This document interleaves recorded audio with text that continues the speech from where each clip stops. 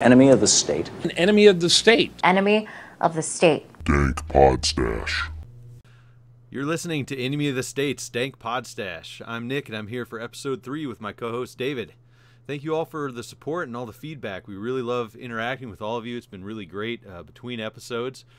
Hearing the feedback after we release these episodes is really awesome. And this episode will be available on YouTube, SoundCloud, Apple at some point, Google Podcasts, Google Play, Spotify, Podcast Addict, and Stitcher. Episodes of the Podstash are available for 90 days after release until we can upgrade to a paid hosting account, and then they'll be available indefinitely. Let us know where else you want to find the Podstash, and we'll release there as well. As always, if you want to help us improve the podcast, check out Black Market Memes and Dank Podstash shops. Links will be provided. Anything you buy helps us make the Podstash better. Business owners and creators, you can advertise on the Dank Podstash. It'll help you reach a larger audience, make more sales, and it'll work with us to make high-quality content. Email us at dankpodstash@gmail.com for details. If you live in Washington State, please check out Washington State Anarchists and Libertarians Facebook group. Help us expand the Agora. All right, today's episode, we're going to be discussing all the various isms that are in the anarchist community. And boy, there's a lot, more than I even understand. Oh yeah, definitely. Yeah, a lot of isms, and also the glue that holds all of us together with different isms too. Little sub-theme there. Well, there's always common ground, and in my mind, that common ground is hate for the state. That's right. Hate for the state and a goal of a free and voluntary society. Hate could be a strong word, but I don't know. I definitely hate the state. Well, I mean, it does enough bad stuff. It definitely doesn't like us. That's for sure. So I made a post yesterday about this and kind of tried to get a discussion going, and there was a lot of interaction on it. There's some 300 and something comments as of the last time I looked, and it's one thing I have to say about the Facebook community is people definitely want to get their opinions out and discuss these things, and it's nice to see that at least on that post everybody was really civil. Like usually there's a lot of fighting and arguing, but it was pretty wholesome. Yeah, that was just an amazing bunch of conversations in there. I really enjoyed that. I know a mutual friend of ours said, "You done it now," and I was like, "Here we go. I'm ready for this." But it turned out, like you said, to be super positive and really enlightening from a lot of different perspectives. Because, like you said when we started, right now, I mean, we don't know everything there is to know about every ism. There's too many. It's just constant reading. That would be, Yeah, there's a lot. Some of those comments, I learned quite a bit even just from that post. So there was things that I had never heard of before, and was trying to get them to elaborate more on it, but you know how it is. Oh yeah, absolutely. There's the main thing that I saw, as usual, is the divide between cappies and commies, but that's been a thing for forever. And I think that's I personally think that's just lingering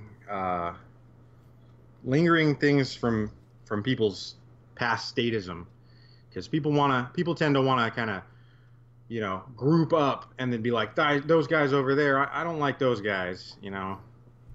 Yeah, for sure. And I mean, that's it's not quite where I started out as far as my anarchist thinking. I think I was just straight anarchy. I didn't really even know about all the different ideologies or isms or whatnot when I was younger. I just knew that I didn't like the government, and I thought that everyone should be free. But after that, I definitely fell right into ANCAP. It seemed the most logical at the time, first getting into stuff. And that divide between the caps and the comms it can be pretty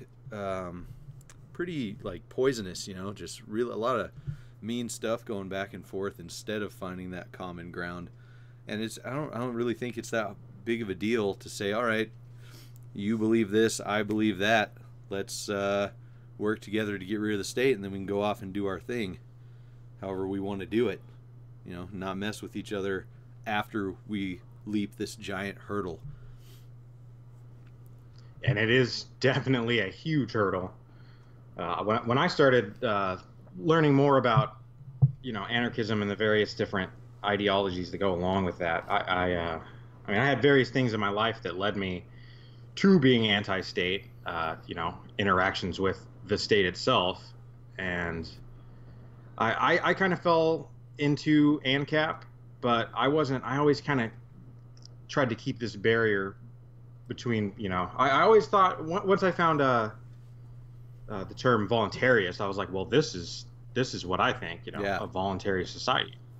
So I kind of stuck with that a lot harder than flying the yellow and black and go ANCAP all the way. It's the most logical, because there's a lot of bad things that have come out of that. But I don't blame any of the, because realistically, it's just a group of individuals. Sure. And just because a few individuals, try to give it a bad name doesn't mean that the idea as a whole is bad. Right. And as with anything, like the extremes or the fringes, which I think all anarchists would be considered, would be an extreme or a fringe by other society. It attracts even further out people, and they can bring in some harmful things and have that become associated with those words or ideologies, that aren't necessarily actually associated with that. So you got to watch out for that stuff. Oh yeah. Real quick before we move on too about the ANCAP and stuff like that. I had never really challenged the idea of capitalism before. Just growing up, finding anarchy, and then jumping into ANCAP ideology, and it's been pretty interesting and really awesome to talk with people who have different perspectives on that. It's just there's a lot more I need to learn. I just wanted to mention that. I really appreciate everybody who's from, I don't know, I guess would it be the lefter side of anarchy that is anti-capitalist or whatever, however they describe themselves. But some really good points brought up, and I'm definitely going to look further into that. Everybody has their own definitions for these terms, and nobody seems to want to understand the other person's definition of the term. Like capitalism, it's almost a dirty word because of so many people put negative connotations to that word, when the proponents of it, that they have their own, they say it's just voluntary trade, it's voluntary interactions. Mm-hmm. But then the other side says, it has a completely different understanding of the word. So it's just a lack of communication and understanding, that whole divide. Same with capitalists not understanding, what anarcho-communists and socialists and the more leftist types are trying to explain. They don't take the time to listen to what the other person is saying. And if people could just focus on the common ground and be like, all right, well, what is your idea? Explain it, instead of instantly going to each other's throats and attacking each other. Absolutely. And then follow through too, because even when you get talking with somebody and really flesh out and understand what their idea is, it's okay to agree to disagree and remain civil and keep in mind that common ground that you found on the way. Yeah, I got friends in all the different ideologies, and we'll go at it in arguments, but we're still friends. We'll argue, and it eventually turns into just friendly messing with each other, like teasing each other, like, oh, shut up, you stupid commie. Mm-hmm. And I think that's how it should be. It's not so much of a, it's not as crazy as people make it out to be. Like the people that are obvious, like the fringe of the fringe, like you were saying, mm-hmm. Like the tankies and the what I've heard people call the helicopter jockeys, like let's throw communists from helicopters. Like those in my mind are the extremes, and they aren't even, in my opinion, anarchists. If they want to, utilize these and these, or utilize violence in that way, it just doesn't make sense to me how they could think that they're anarchists. Like, I don't know. Yeah, no. Peak ANCAP in that situation would be to take bets on tankies versus chopper jockeys, see who's going to win. That's generally what I do. grab the popcorn and watch it out. Yeah. I mean, that would just be fun to see from a distance, of course. I don't want to be near that artillery, but who doesn't like watching things blow up? Who's going to outgun who, though, right? You know? You think the capitalists are going to win, or is it going to be the commies? I don't know. It depends how determined the commies are in the factories and whatnot. You know, stereotypes. Right. See, it's all joking and all good fun. I think people need to quit being so serious with everything. Yeah, let's make anti-aircraft and artillery stuff together and use it for good. But it's so putting aside the differences and working together would put anarchists leaps and bounds ahead of a specific group that I've really been looking at lately, which is the LP, Libertarian Party, because they're divided all over the place, you know, with the Socialist Caucus and the Mises Caucus and all the different caucuses in there. And the thing that they all have in common is that they're fighting for state control to implement their different ideas, how they want things to go. And that common ground for them is going to be their downfall. Whereas the common ground for anarchists, it can only be a good thing. It's love and freedom, you know. The results for the LP, even if it's going to be the same as any government control. If they get control, it's still government control. And leaping that hurdle as anarchists is a great thing to do in achieving statelessness. There's no state coercion if we can leap that hurdle into implementing ideologies. Everyone's free to try what they want to do and not screw with each other. I just thought that was an interesting observation I had, especially with all the Larry Sharp mania going on lately. And I still don't understand how people are getting all, you know, super stoked on him charging private companies to maintain government roads, whatever, and giving government more money. I don't see the connection there.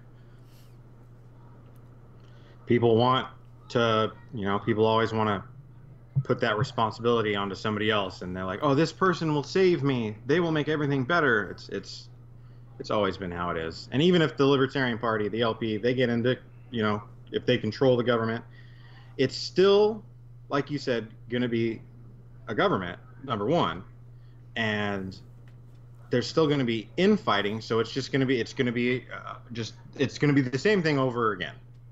It's going to be, you know, oh, is it the leftists now in control of the Libertarian Party, or is it the more right-leaning people that is now in control? You know, it'll become the same kind of almost duopoly that we have now. Yeah, absolutely. There's a page I really like called Positive Anarchy on Facebook. They generally just post, you know, different quotes from great thinkers and stuff, but they hit it on the head. They kind of have a vein of thinkers that they follow, and one of the ones from Mencken that I like a lot that they posted was, for it is the natural tendency of the ignorant to believe what is not true. In order to overcome that tendency, it is not sufficient to exhibit the true, it is also necessary to expose and denounce the false. And I was just thinking of that while we're talking about the LP right now, because a lot of people say, well, why are you attacking people? They're working for liberty too. And first of all, I don't think that working through government is working for liberty.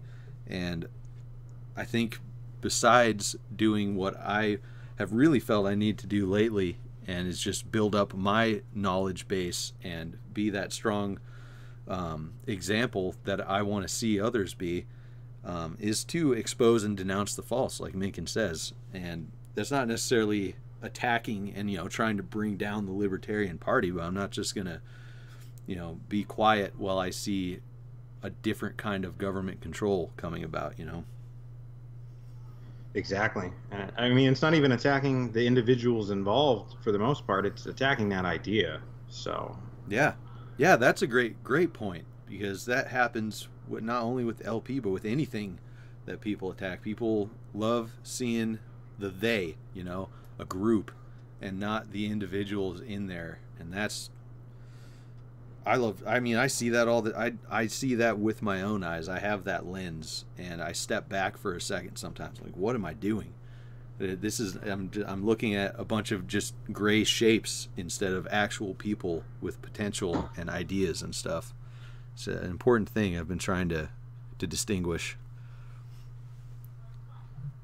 Yeah, somebody the other day made a post about dehumanizing your opponent and your enemy, and I've fallen into that with even with just status, outright status, and I'm trying in my mind to now move away from that instead of trying to, you know, dehumanize the status, because then, you know, how am I any better than them when Yeah, absolutely. I'm doing the same thing that they do to anarchists? You Well, know? and even at being, you know, not better than them or whatever, it's like you said earlier. You mentioned divide and conquer and stuff, and it's dangerous. Like, if you don't see someone as a person, how easy is it to not only attack them ideologically, but possibly violently? It's easier to justify violence when you don't see something as a person and only a threat, you know, and that's a dark path.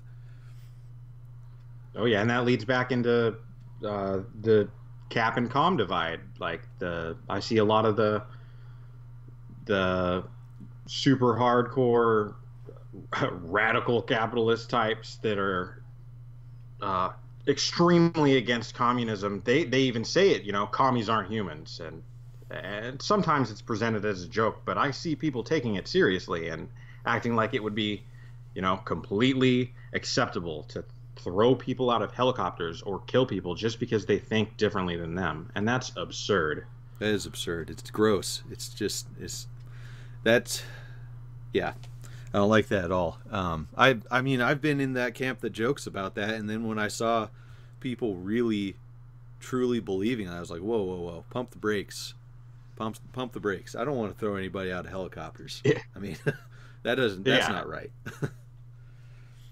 You know, joking about it's one thing. I'll join in some jokes all day. Anybody that knows me, you know, that I will joke about everything. I don't care. Nothing's off the table. But once it gets serious, it's like, oh, okay, like you said, pump the brakes. We need to stop and think about this. Yeah, and utilize the greatest tool and ability that humans have, and it's communicating with each other to figure out how to solve problems.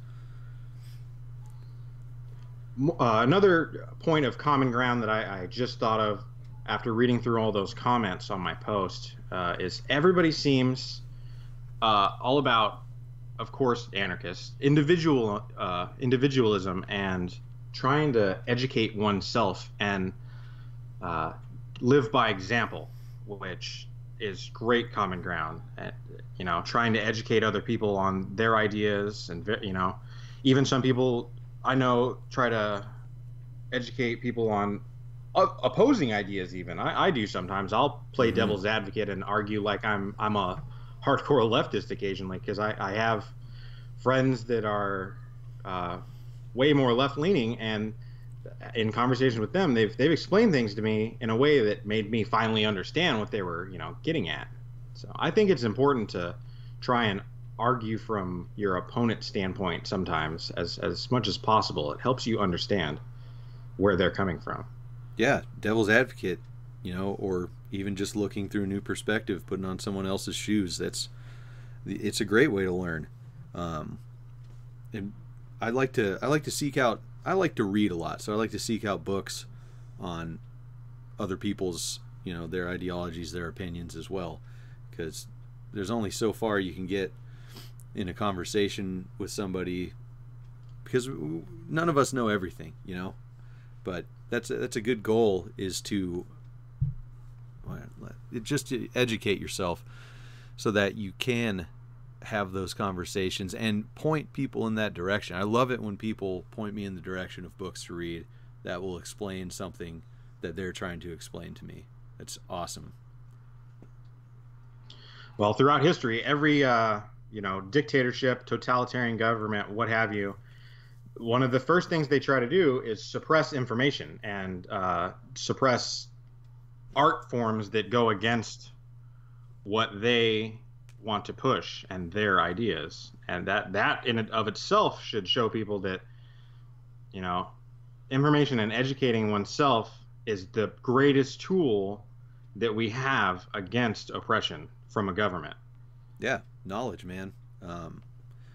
I have been really trying to have a full understanding and be able to effectively communicate things, because I think just throwing an idea out there, that can plant the seed, but people are going to ask you questions generally. And if you throw something out there, especially if you're talking to someone who has never thought about anarchy, has no concept of freedom because they're so still into the state, they've really bought into it hard. If you just throw something out there, it's just like brain shut off. I don't want to listen to you. But if you can explain it, well, very importantly is kindly. Explain it kindly and also thoroughly. It's a lot better than just shouting it out, I think. Yeah, nobody's going to want to listen to somebody who, is yelling at them, telling them they're stupid and calling them names. You're an idiot for not understanding this, but I'm not going to explain it very well, and you're still an idiot. That nobody's going to respond well to that. No. Yeah. And the people that go ahead. Oh, sorry. You finish that thought. I wanted to jump into something else that was leading off of. Okay. Well, and the when you're in conversation with, a regular day-to-day conversation with somebody and their status, and you're trying to explain to them these ideas, you can't push too hard.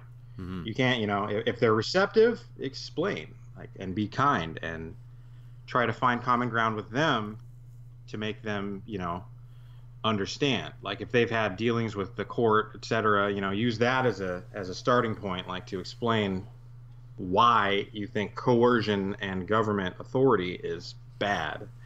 But if they aren't receptive, you can't push too hard, or they're just going to put up a wall. They're definitely not going to listen, and they're going to think you're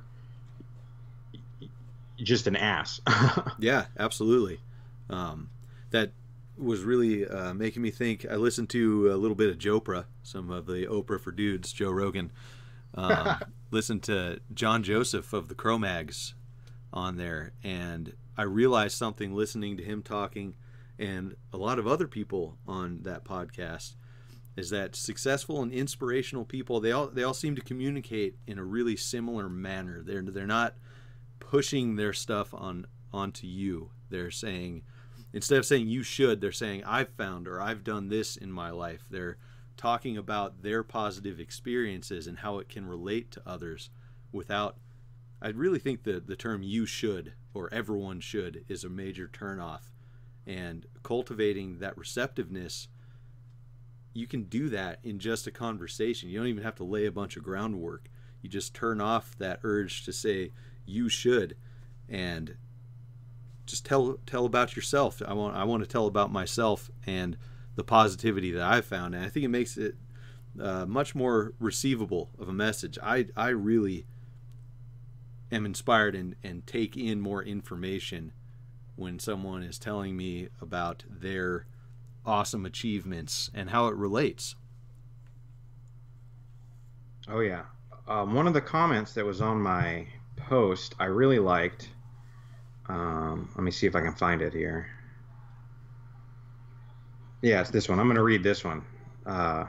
He said, individualist anarchism. And the question was, what's your flavor of anarchy? Would you be willing to work with other anarchists of differing ideologies? And what do you think a post-state society would look like? And he says, individualist anarchism. And because I think it's the best way to apply a self-aware framework to anarchist theory, wherein you can take what you want or what you find valuable from the other anarchist schools of thought and leave all the spooky shit behind. Mm-hmm. It's to the point now where I almost see the hyphen as redundant, because even the early mutualists and ancon theorists purport that anarchism is all about the liberation of each and every individual. When you look at society through that lens, it becomes more obvious that economic systems and social norms and union groups are just window dressing based on individual preference. I think that first paragraph is profound. Yeah, absolutely. That's one of the best ones on here. I've been active on that post as well, as you know. And oh yeah, there it is. Yeah, that guy's awesome. That was like immediate friend. Yeah. Immediate friend request sent. I don't know if I've ever interacted with him before on Facebook, but I was pumped to see the, I liked some people were not sure about writing long things like that, but that's what I was looking for. I wanted to see other people's opinions like that, and them really putting themselves out there and explaining their ideas. It's super encouraging to see people lay it out like that too. People are thinking. Oh yeah. Did you read the last paragraph to that? Oh yeah. You want to read that? Oh no, I didn't know if you had read it right now or not. I was kind of scribbling down some notes. Oh yeah, there's so much good stuff in that post. Anybody listening should go check out my Facebook page, my personal page, David Ballantyne, and check out that post about the different flavors of anarchy. There's a lot of good stuff in the comments. And comment. Throw in your comments too. Oh yes, yeah. Please interact and be engaging, because I love interacting with other people, and it's great. It's a great learning experience, if anything. For sure. Yeah, the last paragraph of the comment you were talking about, the individualist anarchism, was about the paramount importance of freedom of movement and travel, and getting rid of state-imposed borders. And that's super important, obviously, because it's part of getting rid of the state. But that is something I thought about earlier and kind of lost as we were talking, was all the things that everybody does from whatever anarchist camp they're in is always made so much harder by the state through way of taxes, law enforcement, anything like that. And it's like when I'm talking to people, sometimes I'm blinded to that. I'm saying, well, we can't do this because of the state, we can't do that because of the state, and that's the common ground where we can get together, where everybody can get together, and that'll make everything easier. So it's just one more example of why putting aside the end game ideas until we get to a place where we can implement them is so important. Yeah, I've always said that, and I put it in memes, and I've typed it out, and I've always said that a post-state society will be inherently panarchist. And, anybody thinking that they're going to have one ideology or economic theory that is the overall thing that everybody is under, they're just, they're confused, or they're secret sadists. Yeah, secret state. because that's imposing their preference on other people, and other people might not want that preference. Absolutely. It's all about preferences. And speaking of preferences, there were people that had some pretty awesome comments on here about putting their own kind of flavors together into some sort of hyphenated or whatever, just a word to describe their preferences that still don't impose them on someone else. I thought that was really neat. Some really awesome minds thinking up some new stuff and really fleshing it out in their own heads. Yeah, that's great to see. I love seeing that. And some people are like, well, you have to kind of pick one that's already there, and that's BS. Like that, these ideas came from somebody's mind before they were, written down and fleshed out and talked about for years and years and years. So somebody coming up with something new doesn't immediately make that new thing wrong. No, the Agora is a bastion of creativity. It's going to be just a vibrant place of awesome ideas and everything. That's how innovation works. Like, somebody takes these previously existing ideas or whatever, and then they build upon that into something else.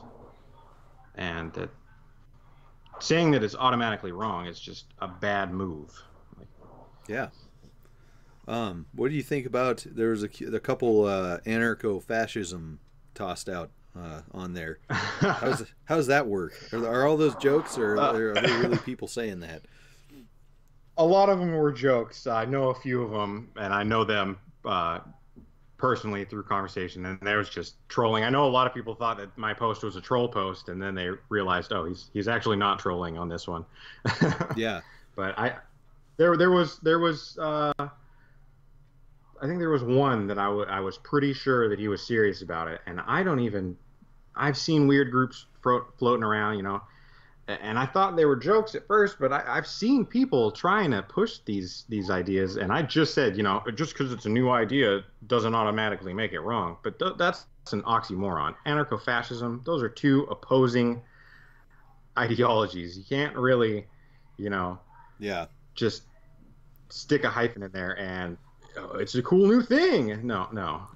Well, I've watched people that say they're anarchists and maybe make that transition over to fascism slowly through like posts and talking to them and stuff. And it's like, what? How did you get there? How is this happening? And then they put in that hyphen. And it's like this. It's just Orwellian double speak or something like that. It's just trying to confuse people. But it really fascinates me how people make that kind of connection with, supposed anarcho-fascism or any two things that can't go together. And they're like, oh, these two things go together. This is a thing now. Yeah, it's insane. It comes from people that got pushed towards fascism from ANCAPism. It's fear. If you talk to that person, you'll find that somewhere in their thinking there's something that they are afraid of happening, and they think that they need to control or have some level of control over everybody else in order to protect themselves from whatever it is that they're afraid of. Yeah. Yep. It's that element of fear, and I don't understand why there's no connection in the mind at that point saying, oh, this is just statism again. Like what is controlling people if you're not a state? I don't know. I think it's the same thing. That also leads me to something too. I don't give a fuck about using the word we. I'm going to use the word we, and that doesn't make me a goddamn collectivist. All right? I'm tired of people saying that. Goddamn collectivists. Eating water and drinking food. These goddamn collectivists. How dare they? We are eating water and drinking food, apparently. Oh, because we're collectivists. Man. I don't know. I don't see how people working together for a common goal makes them collectivists. I don't either. I see nothing wrong with using the word we. I understand, I guess, why people are nervous about that, but are we really going to start policing the words that everybody uses? If their feelings are really going to get hurt by it, I guess I'll just say, I and you and you and you and you and you and you and you can do this thing. It'll just make really long, stupid sentences. Time. Yeah, exactly.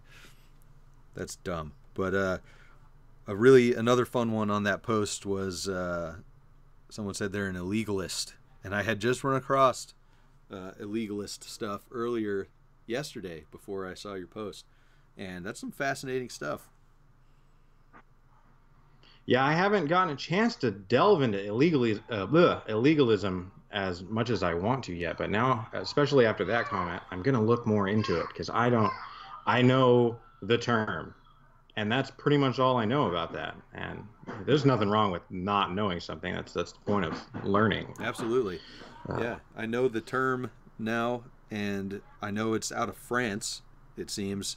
I read just a little short thing on one of the main figures in illegalism, and on your post, the guy who said that had an interesting little thing. He said the illegalists of France were against teaching it to the youth and said it was an attitude that should be acquired through experience and not taught. And just following in my head what illegal means, it's against the law, and if it's against state law, I mean, who really cares as long as you're not hurting anybody, in my opinion. So yeah, I would agree there. As long as you're not harming anybody or coercing anybody or forcing somebody. I don't even know. I don't want to use the word coerce there because, back to everybody's definition of things. People think that some fringe people think that, hiring someone is coercing them. Mm-hmm. And Yeah, there's a topic we could talk about for a while. Oh man, yeah, I don't know. I've been in that talk quite a few times, and I don't know if because it a lot of times boils down to the whole. There's two cavemen sitting around, and one of them says, "I'm going to go hunt." The other says, "All right, I'm going to stay here and think." And the first one goes hunting and comes back, and he says, what did you think about? And he says, "Well, I've been thinking if I don't go hunt, I'm going to starve. So nature is oppressing me. It's coercing me." And it's like, I don't know if that's a straw man or not, but it's an interesting path to go down. Right. I can understand where I've had it explained to me, and I've mulled it over in my head, and a lot of the people that say, they don't think somebody hiring somebody is coercion in and of itself. It's the society that we're currently in that the state makes it, and it's the state. The state makes it near impossible to live, any other way other than, working for somebody else. It doesn't, but I don't think it makes it impossible. I don't work for anybody but myself, and it's certainly not impossible for me. But I can see how people think that's coercion. Yeah, I can see where they're coming from. I don't agree with it, but I can understand it. Well, I read an article that someone posted on that I thought was kind of ridiculous. I don't think it was a really great article, but there were a couple interesting points. And one of them was that it's coercive to have to work for somebody, like you said, if you have no other option. And then so a common response to that is, okay, well, go, seize your means of production, put together a co-op, and work together then, and don't have any bosses, don't work for somebody, work with each other. And they said there's still coercion involved there because they have to acquire capital to create that co-op and work with each other. But without the state, don't you still have to, gather resources of some sort to be able to have a co-op? I mean, things don't just pop out of thin air. And that makes me think that, back to that argument that poverty is the natural state, and you have to do work. You have to get stuff together to, move forward. So I don't really get that. I was hoping maybe you had some thoughts on that. I'm pretty much in line with your thinking. I don't see how. I mean, absent the state, you're still going to have to acquire, resources at the very least to, accomplish your goals of whatever it may be. The state being gone doesn't make, like you said, things magically appear. You're not going to magically have these things unless your idea is without the state, you get to go rob a bunch of people of their things. And that's like, come on, like really?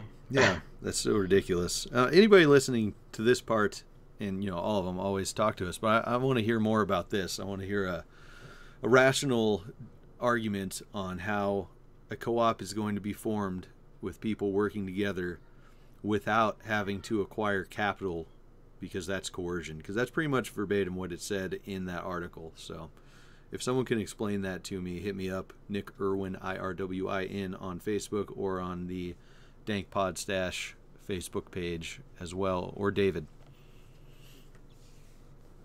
Yeah, I'm always. Please, anybody who wants to get in contact with me through Facebook, I'm receptive. You can message me, ask me some questions. I try to interact with everybody that I can.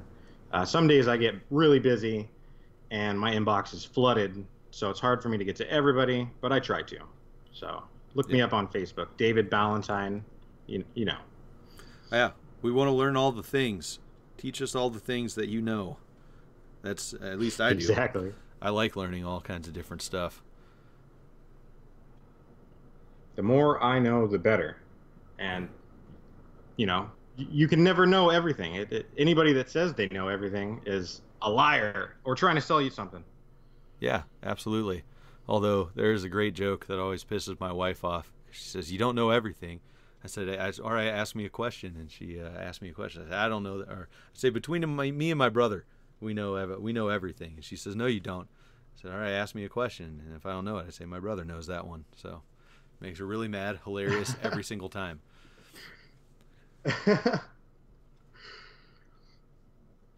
Yeah. Were there any comments that stood out to you on that post that you wanted to talk about? Well, the illegalism one, and I don't know, I've added like 10 people to my friends list after this. I'd have to look through it, though. I did like just a funny one. Someone said, I'll assume that all responses must be in the form of a meme, and they won that one because all responses should have been in meme form. And the paragraphs were good, but memes are better. Yeah, just the people saying just anarchy or just voluntarism, and then explaining the things that they lean towards economically or anything like that. I just liked all of that because it's already just shedding the divisive terms and then having a discussion about those things. Yeah, I mean, that's why I only really use the term anarchist to describe myself, or agorist. And agorist is just to explain, what it is that I do. Because that without being long-winded, I can just say 2 words, That's all labels are to me, is a way to quickly ascertain where somebody stands. Like, just because... and just because they call themselves that doesn't even necessarily mean they are that. Yeah. A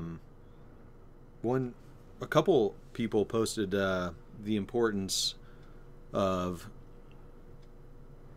individual thought and teaching versus violence, or I don't know. I guess a lot of stuff using force against the state could be considered self-defense.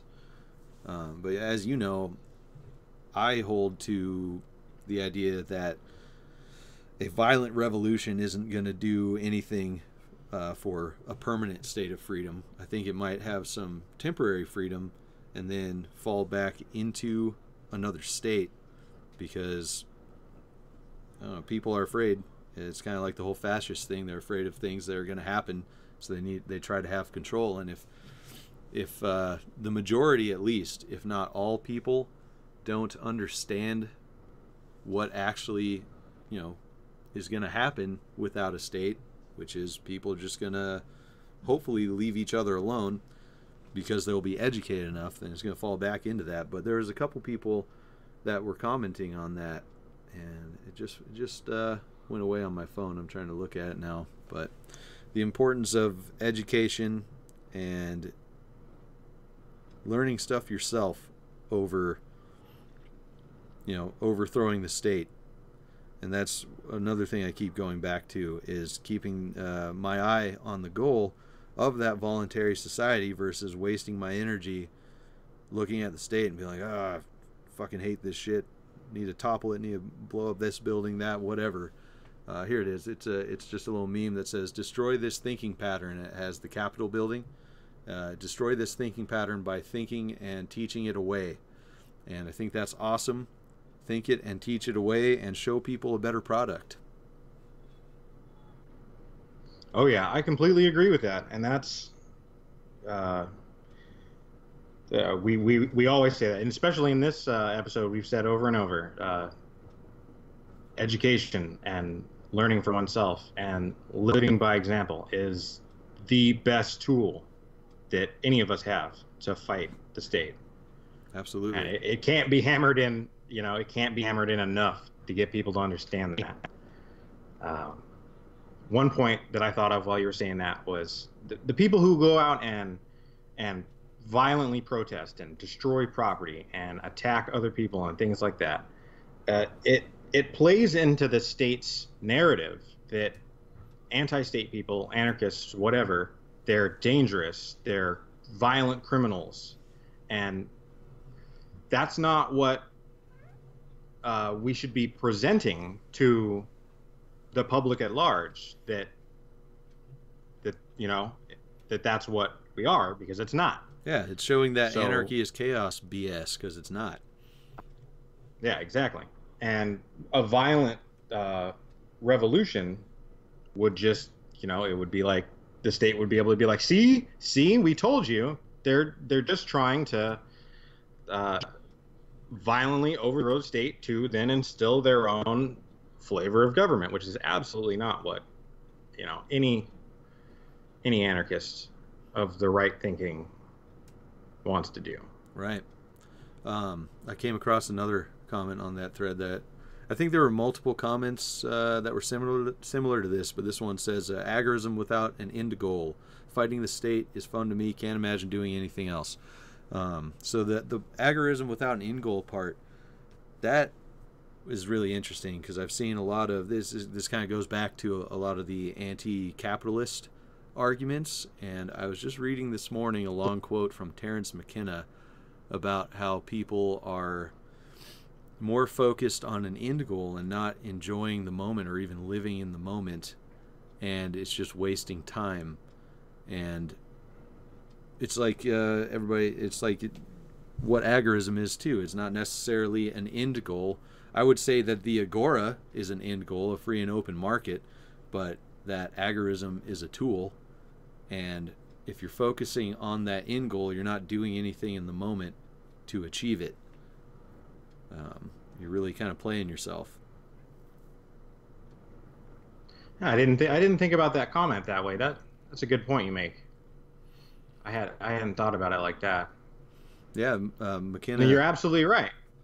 McKenna says in there, I think he specifically mentions capitalism and other stuff, but it's going to be good when we get here or when we get this, versus, oh man, I'm having a great time right now. I'm learning a lot right now. Things are awesome. Oh, that was another thing too. Keeping that positivity, but I was listening to Voluntary Japan with Graham Smith, and he was talking to, man, I feel bad because I can't remember the guy's name, but another, a fellow that lived in Japan as well, an expat.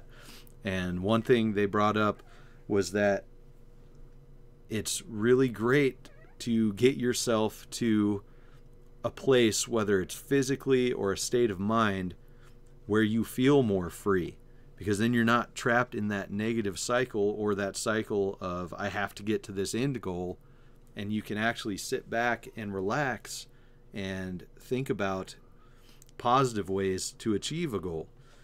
And I agree with that 100%.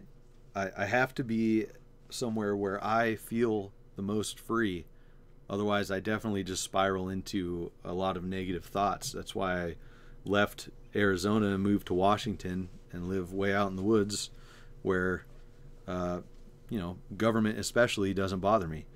And it's really freed up my mind to learn and not focus on all the negative. I can go sit outside and not hear sirens or see the ghetto bird flying over the city and worry about anybody bugging me as far as from the state, and really clear my head. It's just great to have a positive spot from which to think and form ideas. I think that's a really good point. That's pretty profound, man. Trying to process all that. Yeah, one's mindset is extremely important, because if you're feeling oppressed and like the pressure of the state or whatever is weighing down on you, you're, like you said, you're going to go to these negative thoughts. You're going to want to violently lash out against your oppressors. Yeah. And that's not conducive. Yeah, positive mindset and positive environment. I know it's very important. Like a lot of people, I've heard a lot of people say, you can lock me up, but I'll always be free in my mind. And I believe that's true. But I think surrounding yourself with a positive and free environment is extremely important, because it just makes it so much easier to have that free mindset. I think you're absolutely right, man. I had spoken with you, and I had mentioned that I was kind of feeling down and kind of had in a funk for about a week or so. And I listened to that Voluntary Japan video, and I also delved into some Alan Watts. Specific video was Alan Watts on Anarchy, which everyone should listen to, which is really awesome. And even if you're not into Zen Buddhism or whatever, you can still take positive things out of there. Listening to Alan Watts is a super positivity boost. He's a really happy, boisterous person that enjoys what he says and what he teaches, and that's something I'm trying to cultivate in my mind and within myself, is to enjoy having these conversations versus turning them into an argument or a debate or something like that. I love debating, but I want to try to keep it positive, and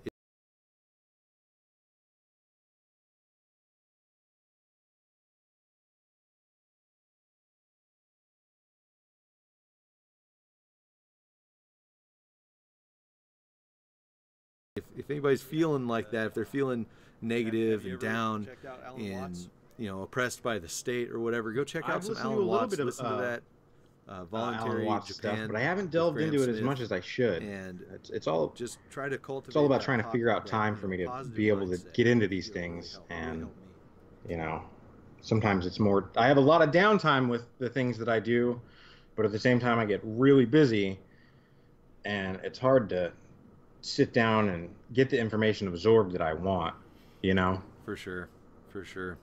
Yeah, it's it was funny because I had started listening to I think the title, I don't know, sorry to everybody who loves Stirner, but the Ego and His Own. I started listening to that audiobook, and the guy that reads it is just like super monotone and depressed sounding, and that was right at the beginning of the week when I was starting to feel kind of down and out of it. And I was just like, oh my God, I can't listen to this right now. And I remembered that someone had sent me that Alan Watts on Anarchy thing. I was like, I could listen to some Alan Watts right now. And that really pulled me up out of it and gave me a lot of ideas. So anywhere you can find inspiration. Definitely. You can find inspiration in some of the strangest places. To go back to the different isms,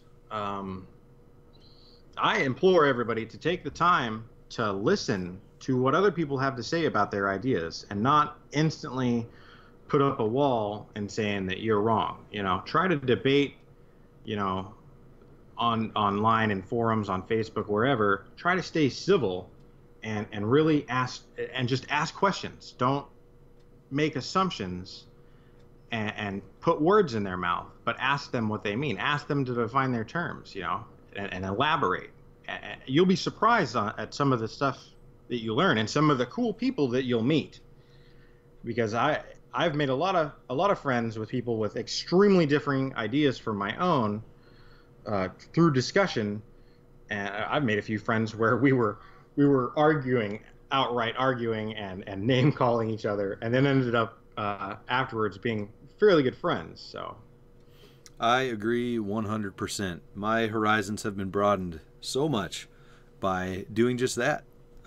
Asking questions, being positive, not shutting people down, and really trying to understand and take in information. It makes an insane difference.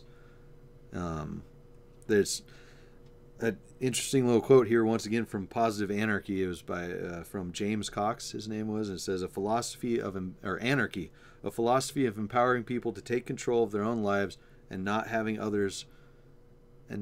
others having power over them. And that's what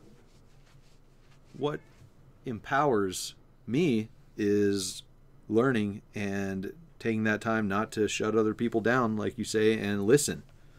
And it empowers other people for them to be able to have their voice heard.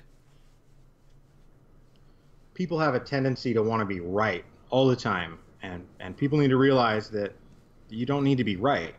Like, it's not about right or wrong. It's about coming together with your fellow man and discussing ideas and hashing out the problems in the world.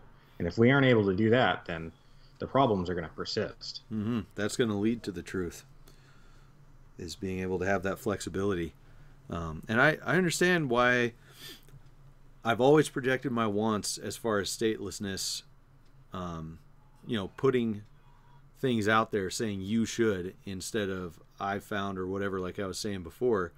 And I think it's because I obviously want freedom for myself, but I want freedom for everybody as well. And from, a selfless perspective, I want that. But I also want from a selfish perspective. I can't remember who made the quote. I couldn't find it before we started here, but it was something to the effect of, I want others to be free because their continued enslavement jeopardizes my freedom.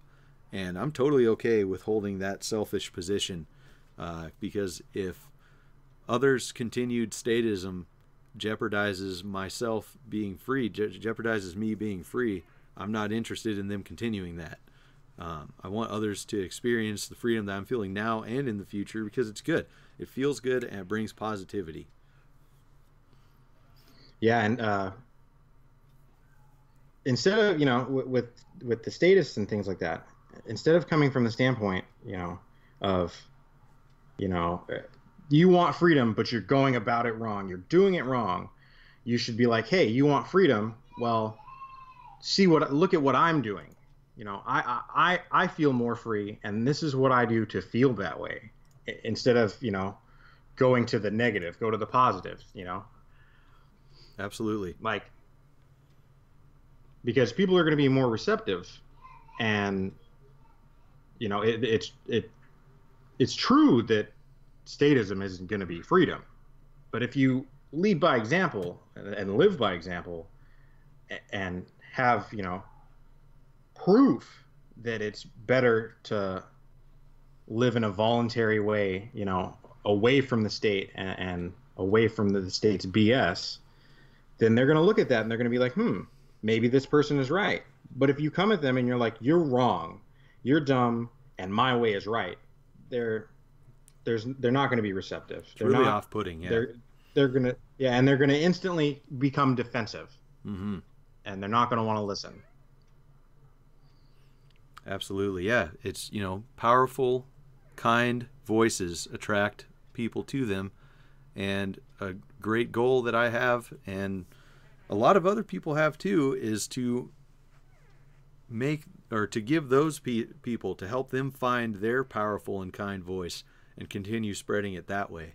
I think all the different flavors of anarchy have some really awesome points. Some of them maybe not so much, but I really enjoy learning about all of them.